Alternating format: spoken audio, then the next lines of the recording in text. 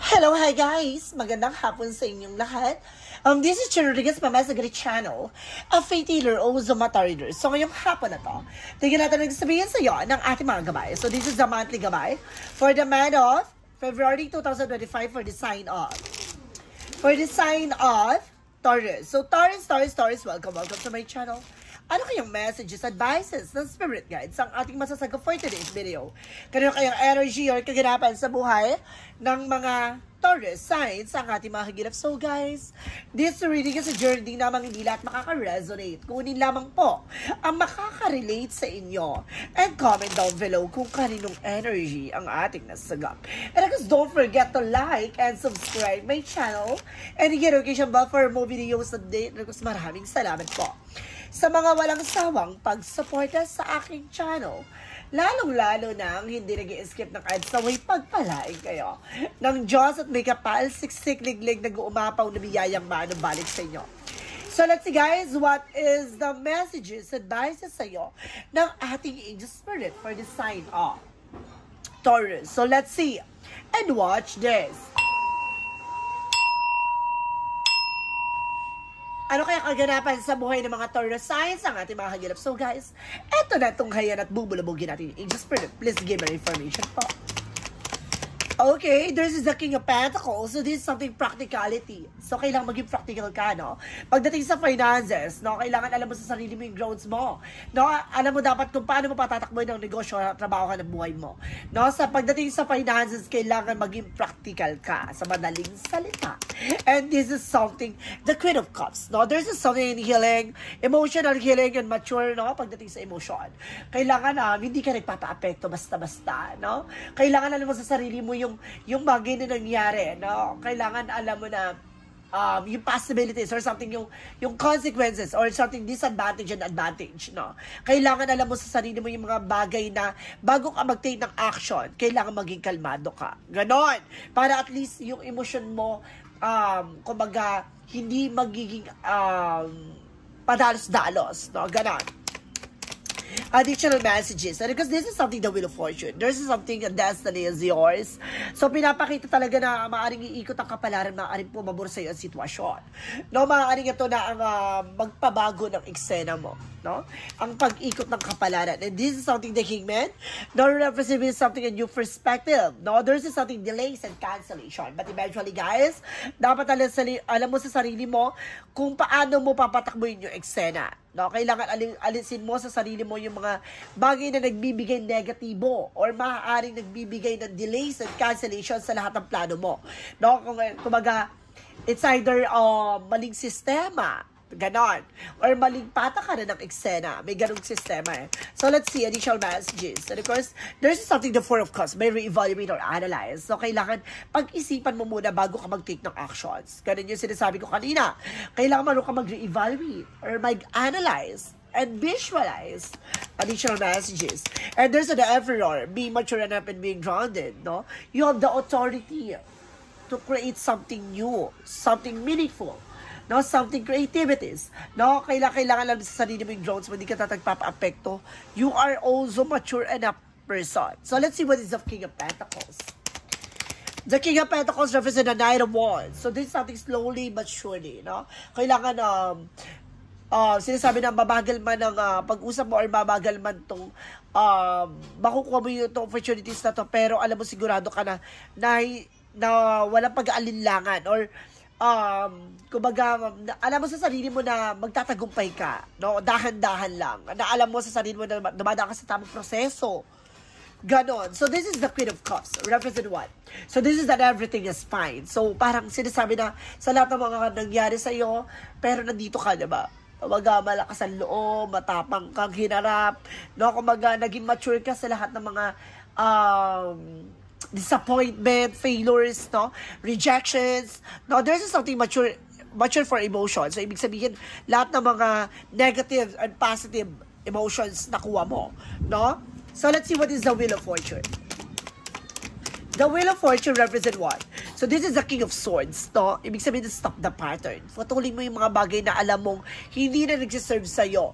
No, there's something, Wheel of Fortune, na maaaring swertehin ka na this time. So, maaaring pumamor na rin sa'yo ang situation. So, let's see what is the Hangman. The Hangman represented with a Ten of Swords. So this is something sabotage, no? Maraming taong sumasabotage sa'yo, maraming taong tumatrader sa'yo, maraming taong pipilitin harakin. Kung ano man yung mga kagustuhan mo. So let's see, what is the Four of Cups?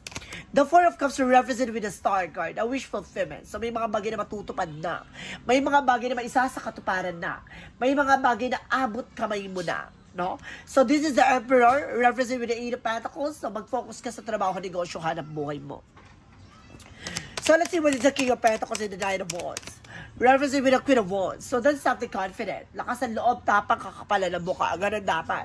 No, hindi ka dapat kapag nagpapadala sa mga negative na sinasabi ng iba, opinion ng iba, no? Dapat alam mo sa sarili mo na sa likod ng mga rejection, disappointment, or any negative opinions or negative eksena nila, hindi ka nagpapapekto. Ganon. Dapat alam mo sa sarili mo na kanya-kanya tayo pagdadaanan, kanya-kanya tayo ng proseso. Pero alam mo sa sarili mo na mapagtatagumpay ka. Ganon. No? Let's see what is the Queen of Cups. Because that everything is fine. So this is a Death card. So this is something at the ending and yung beginning. May mga bagay na tatapusin, mama, na may mga bagay na maaaring magsimula na. Ganon. Kasi magbibigay ng transformation to sa'yo, nasa likod ng mga negative na emosyon, no? May mga saya at lungkot, pero at the end of that time, diba? Maaring sinubog ka, no? Para maging isang mabuti at maging isang malakas, no? Na tao.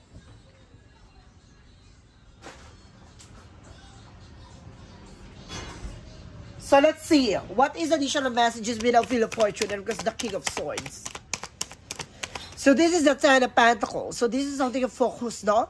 Sa negosyo, trabaho, hanap buhay mo. Na may pag-ikot talaga ng kapalaran na maaari magdala sa'yo ng pangmatagalan. Ano? Ito na yung pag-ikot ng kapalaran na maaari naputol mo na. No? Yung chain or kamalasan. So let's see. What is the Hangman and the Ten of Swords? There's an Ace of Swords. Nagtagumpay ka na, no? Nakilala mo na kung sino yung nagbibigay negatibo, no? Kung sino yung umakadlang sa pag-angat mo, no? Naliwanagan ka na kung sino itong taong tumatrader sa'yo. Ay, naku, naliwanag. Naputol mo na sa madaling salita, no? Nakat mo rin cords or any chain. So let's see what is the Four of Cups because the Star card. So this is the Three of Pentacles, no? Just focus, no? Pagdating sa trabaho, negosyo, hanap buhay mo. There is something unity, maaring kumaga nakikipagtulungan ka na maaring maabot yung mga pangarap mo or may tumutulong sa'yo, no? Para makilala mo, makilatis mo yung mga taong tatrader sa'yo o trumaydor sa'yo. Ganon. So let's see what is the Emperor because the Eight of Pentacles references with the High Priestess. So this is something hidden agenda or hidden enemies. So may mga taong nasa paligid mo na maaring may lihim na inggit sa'yo, no? May lihim na agenda sa'yo. So let's see what is the additional outcome. Ang outcome is a magician for manifestation. May mga bagay na unti-unti mo na mamamanifest. May mga bagay na unti-unti mo na makukuha. And this is something the King of Pentacles, no? Mag-focus ka sa finances, no? Huwag kang maging padalos-dalos.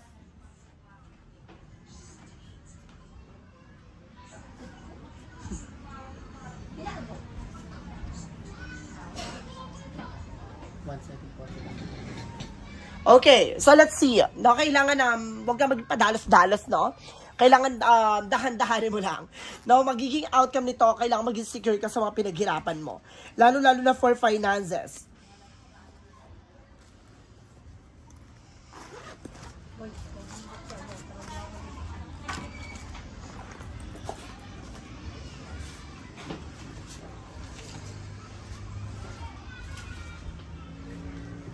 Let's see.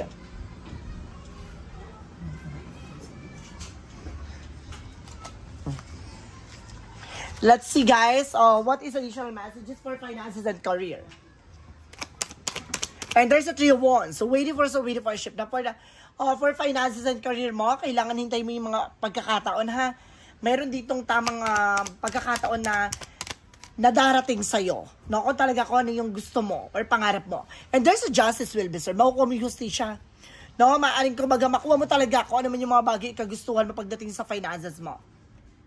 Maaring parating na nga. There's something document and papers. And there's a lot of legal matters na pagdating sa mga papeles, gano'n. See, I told you, there's an Ace of Pentacles. There's a big shot and big money coming for you. May malaking pera papasok sa'yo talaga. No, ito yung paghintay ng karma, no? It's a good karma. This is a principle of karma na ginawa sa'yo, no? May magma karma dito na maaaring ginawa sa'yo ng taong para malasin ka, no? But eventually, guys, suswertihin ka na. Nakabaligtaran na yung mangyayari sa kanya, no? Kumaga suswertihin ka na siya naman tong babalik sa kanya kung anong ginawa niya for finances, for love life. So this is the Ace of Cups, no? Kumaga mamahalin ka na ng mga taong gusto mo. No, there's a Seven of Wands, protections. May taong sumira ng iyong relasyon. May taong gumawa ng eksena para layuan ka ng mga taong mahal mo. Kumbaga, huwag ka na magtataka, guys, kapag itong tao na to, kapag nagkakaroon ka ng love life, no, nagkakaroon ng failure, na pag nandun ka na sa kalagitnaan na, no, maaring nagsasama na kayo, or maaring, it's either live-in or either mag-asawa na, nagkakaroon ng problema. No, nagkakaroon ng, kumbaga, panlalamig or nagkakaroon ng third party. But this is something new, no? Maaring binago na to, maaring protektado ka na pagdating sa love life mo. So let's see. Additional messages for health. So this is the Eight of Wands. So this is something in fast communication and fast movement. Bibilis na rin takbo ng eksena at maaaring makawala ka na for negative thoughts. No, nakasan mo lang pakiramdam mo. There's a lot of messages coming in for you. There's an 8-8, no? Na represent with abundance. Okay, so let's see what is the additional messages for Yin and Yang Oracle card.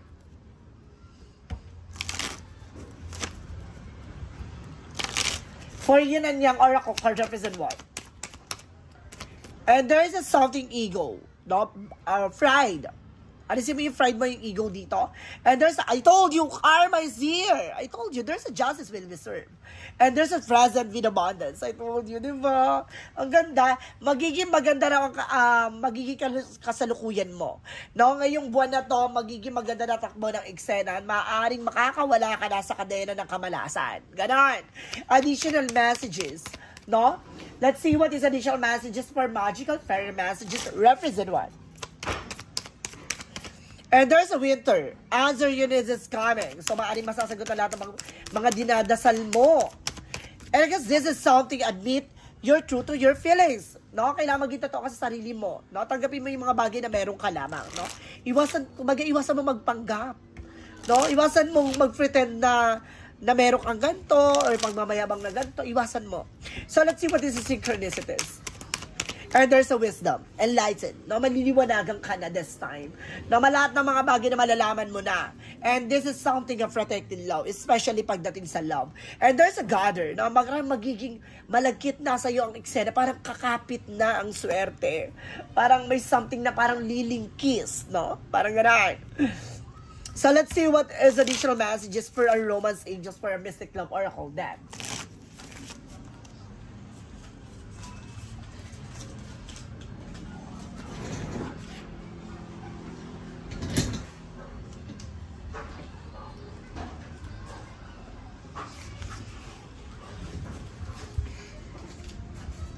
Okay, let's see what is the romance angels for Mystic Love Oracle deck. And there's something, a family, security, magiging secure kayo pagdating sa family.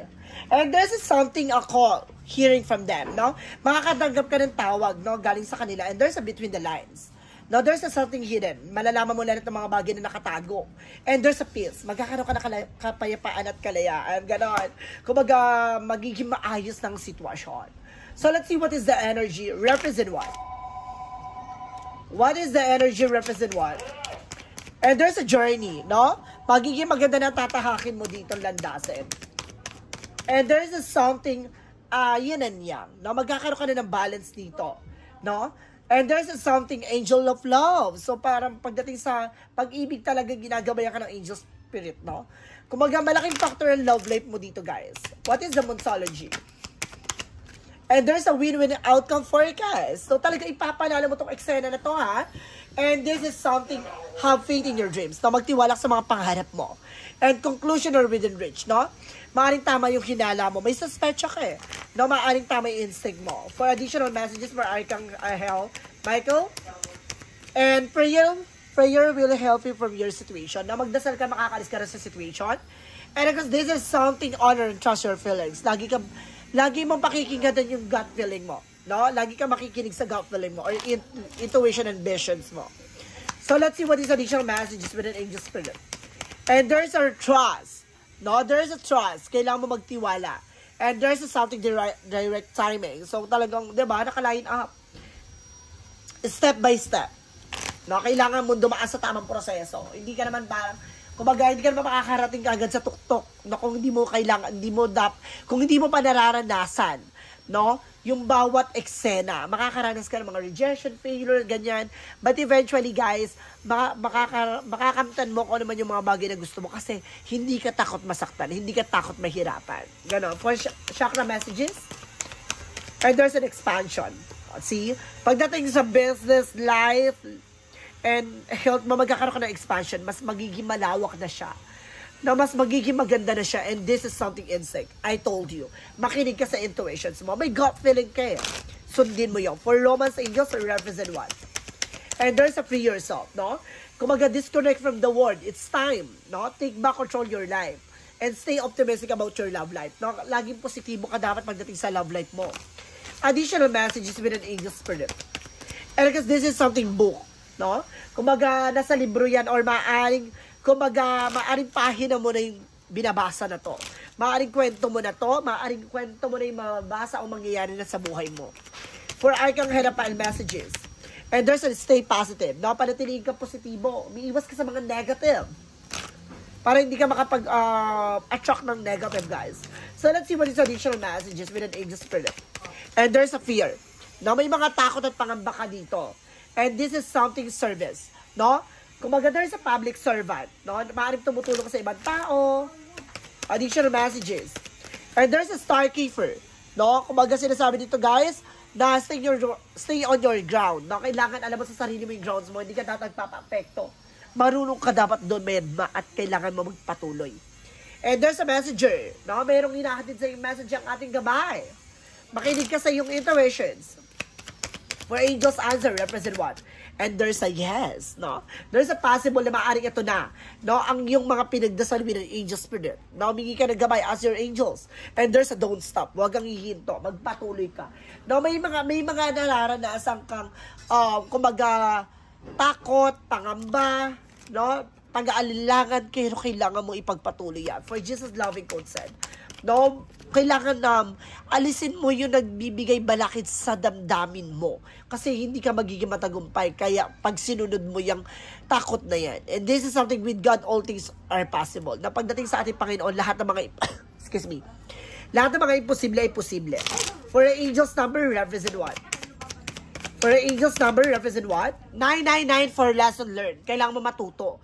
No? Kailangan mong humarap, no? Sa lahat ng takot. And take stock of your accomplishment and how you are right of them. This is a reminder to maintain optimism and drive towards a goal. Maintain your momentum and know that the powers of heaven have your back. You made it. And rewards goes to you. No, di ba talaga magiging matagumpay ka kung hindi ka susuko. Kung magpapatuloy ka. No, kaya sinasabi na don't stop. Ibig sabihin, ano man yung mga dagok, problema, pinagdaanan mo, tuloy mo lang yan. Ibig sabihin, nasa tamang proseso ka. No? Hindi lahat ng bagay ay maaaring magiging maganda. May mga part na mararanasan kang worries, paghihirap, no? But eventually, kapag naranasan mo yung dark side, there's a brightness. There's a brightness side, no, after that. And this is something at 12:12. 21:25, sorry. 21:21 represent the day you're waiting for will come. Maintain discipline, you're getting closer to your end goal. There's no need to overextend yourself. Guard your energy to remain focused. It will pay off. It is a climb, not an elevator ride. Trust in you. Kailangan magtiwala ka sa sarili mo. Palakasin mo ang enerhiya mo, palakasin mo yung paniniwala mo, palakasin mo ang loob mo, nang sa ganun maging matagumpay ka. What is the messages of life? Represent what? Represent the eyes of the hearts. Ito yung sinasabi na gamitin mo ang puso mo. No? Yan ang magsilbing mata mo para makita mo ang bawat nilalaman nito. Today, I first see the real beauty of every person I met. With the eyes of a heart, I see behind the personality and focus on the energy that love dwells beneath of the surface. I am filled with a wonderful presence of God in every one of us. The eyes of the heart allow me to see the divine shining everywhere. No? Magkakikinang-kinang niya na maaari maging matagumpay ka, gamitin mo ang puso mo para makita ang bawat ganda ng kwento na ibibigay sa'yo. Tandaan mo, sa bawat dagok may liwanag, sa bawat pagsubok may pag-asa. Tandaan mo, huwag kang mawawalan pag-asa. Habang andyan ka pa, mahalin mo ang sitwasyon na kinagagalawan mo. Tandaan mo, lahat ng mga bagay na yan ay magiging baon mo para malaman mo kung ano yung pagbabago na nangyari sa buhay mo na 5 years, 10 years from now na lahat ng bagay na ay pagsubok lamang. So guys, this is the monthly gabay for the month of February 2025 for the sign of Taurus. So Taurus, maraming salamat for this wonderful reading. So once again, this reading is a journey din namang hindi lahat makaka-resonate. Kung hindi lamang po makaka-relate sa inyo. And comment down below kung kaninong energy ang ating nasagap. And just don't forget to like and subscribe my channel and hit notification bell for more videos update. At kasi maraming salamat po sa mga walang sawang pagsuporta sa aking channel, lalo lang kayo hindi nag-i-skip ng ads sa way pagpalay kayo. Nang Diyos at may kapalisiksik, liglig na gumapaw na biyayang manong balik sa inyo at maraming salamat po. And see you in the next video. Bye-bye and babush!